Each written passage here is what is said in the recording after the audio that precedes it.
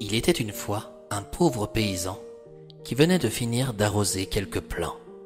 En rentrant dans sa chaumière, il retrouva sa femme et déclara: « Quel dommage de ne pas avoir d'enfant, car ici c'est bien trop calme. » Sa femme, qui réparait l'une de ses chaussettes trouées, répondit: « Oui, moi aussi, j'aimerais tant entendre les rires d'une petite fille dans cette maison. »« Je préférerais un garçon pour m'aider à labourer mes champs. »« Peu importe, tu sais. Même si elle était minuscule, cela me conviendrait. Elle serait ma petite fée adorée. » Le lendemain, en revenant de sa journée de labeur, le paysan s'arrêta sur son chemin. Au milieu de celui-ci errait une bouteille dans le sol. Sa surprise fut de taille. À l'intérieur, il découvrit une petite fée. « Bonjour, monsieur, » dit la petite fée. « Vous n'allez pas me manger ?»« Quelle idée, voyons. Attends, je vais te libérer de cette bouteille, » rétorqua-t-il. Sortie de sa prison, la petite fée raconta qu'elle avait été attrapée par de terribles brigands qui envisageaient de la donner en échange d'une prime à une véritable sorcière. « Moi, toutes ces histoires de magie, je n'y ai jamais cru. »« Pourtant, je suis bien là, devant vous, » dit la petite fée. « Et regardez comment je vole sous vos yeux. »« Maintenant que je t'ai libéré, tu devras aller retrouver ta famille. »« Je n'ai plus de famille, » rétorqua-t-elle. « Je n'ai nulle part où aller, puisque je suis la dernière de ma tribu. »« Alors, viens chez moi.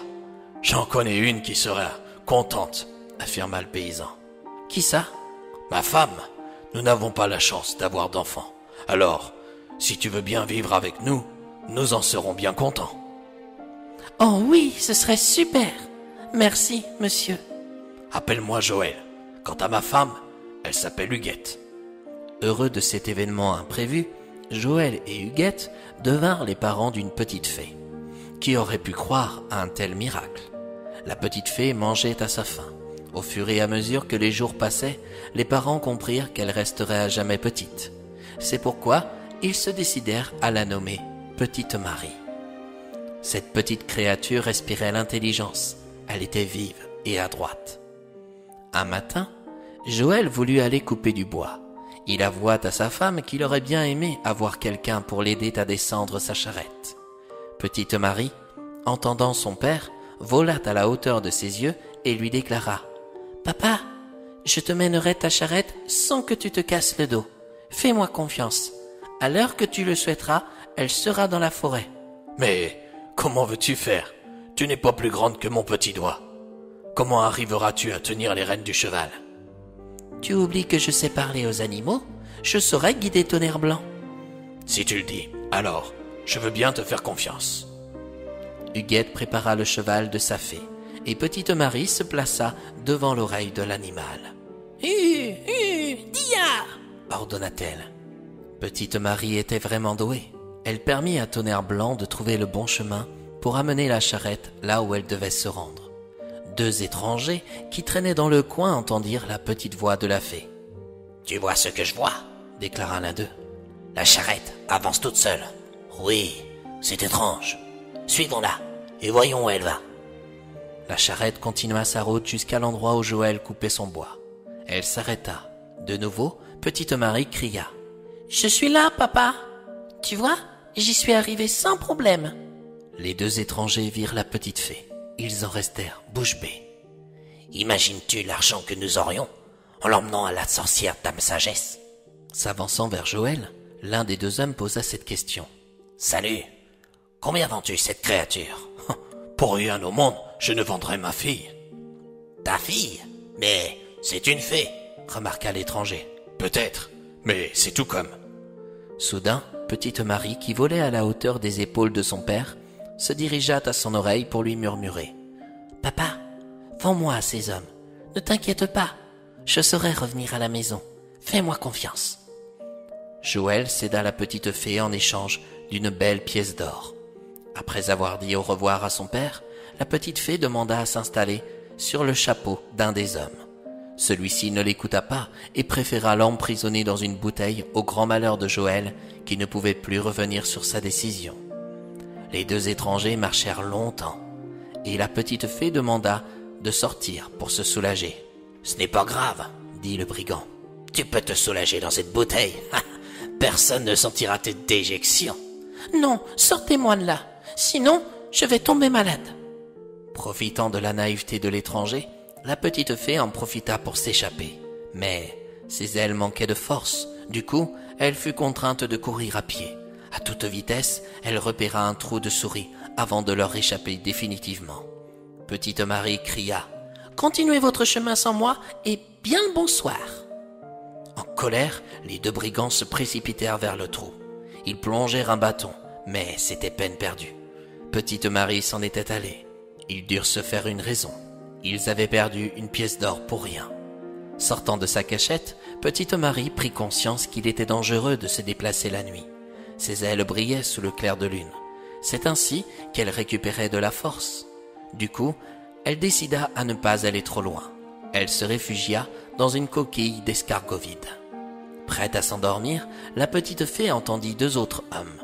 « Comment pourrions-nous voler l'or du curé de Vanna ?»« Moi, je sais !» s'écria Petite Marie. « Qui a parlé ?» Immobiles et stupéfaits, les deux brigands virent la petite fée se pointer sous leurs yeux. « Quelle jolie petite créature es-tu » dit l'un d'eux. « Comment peux-tu prétendre nous aider ?»« Il suffit que je me glisse dans la chambre du curé et je vous passerai tout ce que vous voudrez. » Trop heureux par cette chance qui leur tombait sous le nez, les deux voleurs se mirent en marche vers le presbytère. Petite Marie se glissa à travers les barreaux et cria « Dois-je prendre tout ce qu'il y a ici ?»« Mais tais-toi, ne parle pas si fort. Tu vas réveiller tout le monde. »« De quoi? Qu'avez-vous dit? Je n'ai rien entendu !» rétorqua-t-elle sur le même ton. La cuisinière, qui dormait juste à côté, se réveilla en entendant la voix de la petite fée. Elle écouta encore. « Tenez-vous prêts, je vais tout vous donner !» N'ayant plus de doute, elle se leva en allumant sa chambre. Les deux voleurs s'enfuirent à toutes jambes. Finalement, la cuisinière ne trouva rien. Elle avait dû rêver. Durant ce temps, la petite fée alla se reposer dans une auge de foin avant de repartir. Le lendemain matin, la cuisinière retourna dans la grange pour nourrir les bêtes. Elle prit du foin juste où se trouvait la petite fée. Ne se rendant compte de rien par son lourd sommeil, Petite Marie se réveilla dans la gueule d'une vache. Pour ne pas se faire tuer par les dents de l'animal, elle descendit dans son estomac. Mais la vache continuait de manger. Elle finirait alors par l'étouffer. Prenant peur, elle cria de toutes ses forces. « Arrêtez de me donner du foin! Arrêtez de me donner du foin !» La cuisinière reconnut la voix entendue la nuit dernière.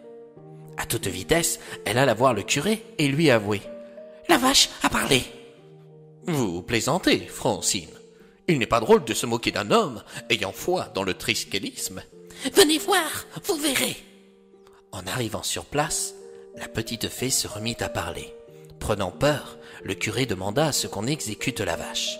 L'estomac dans lequel se situait Petite Marie avait été jeté au fumier. À l'instant où elle allait en sortir, un jeune loup avala l'estomac en une fois. De nouveau, la petite fée se mit encore à parler dans l'esprit de l'animal. « Loup, écoute-moi. Je peux t'indiquer où trouver de bonnes choses à manger. »« Mais qui me parle ?»« Je m'appelle Petite Marie. Je suis une petite fée qui s'apprête à sortir de l'estomac de la vache que tu viens de manger. »« Tu es de mon estomac ?»« Oui. As-tu faim ?»« Bien sûr, j'ai toujours faim. Mais pour info, je ne m'appelle pas loup, mais bandit. »« Tu es le cueilleur de glands ?»« Tu as aussi entendu parler de cette histoire ?»« Qui ne la connaît pas? À l'avenir, tu pourras dire que tu as avalé une petite fée sans le savoir, qui va t'offrir un véritable festin. » Bon, dis-moi, où trouver de la bonne nourriture ? Sans le savoir, Bandit fila chez les parents de la petite fée. Il entra dans la réserve et mangea tant qu'au moment de repartir, il ne put le faire tellement il était gros. Petite Marie, heureuse que le loup soit coincé, se mit à crier et ses parents l'entendirent. En découvrant le loup, Joël prit une hache pour le tuer dans son sommeil. Petite Marie, entendant les pas de son père, cria « Papa, c'est moi, je suis revenu, mais je me retrouve coincé dans le ventre du loup. » Fort content, Joël décida d'agir autrement. Il assomma le loup et fit venir sa femme. Ensemble, ils ouvrirent le ventre de Bandit et firent sortir la petite fée. « Ah !» dit Joël, « nous étions si malheureux de ne plus avoir de tes nouvelles. Où étais-tu passé? Je suis allé dans un trou de souris pour échapper aux brigands, mais j'ai fini dans la panse d'une vache, puis dans le ventre d'un loup. Mais désormais, c'est sûr, je reste avec vous. Et nous ne te vendrons plus pour rien au monde. » Toute gluante, Huguette offrit un bain à la petite fée, ainsi que de nouveaux habits qu'elle avait confectionnés pour elle durant son absence. « Tu dois te sentir mieux désormais. »« Oui, j'espère que papa ne va pas tuer le loup, » affirma la petite créature. « Ils le font, ma chérie. C'est un animal qui ne peut pas s'accommoder avec nous. Je suis bien une fée, différente de vous, et vous m'avez acceptée. »« Mais il est sauvage. »« Non, pas lui. Il s'appelle Bandit, et on le surnomme le cueilleur de glands. »« Serait-ce celui dont on parle dans les légendes de Britannia ?»« Oui, c'est lui. » À toute vitesse, Huguette alla arrêter son mari qui s'apprêtait à tuer Bandit.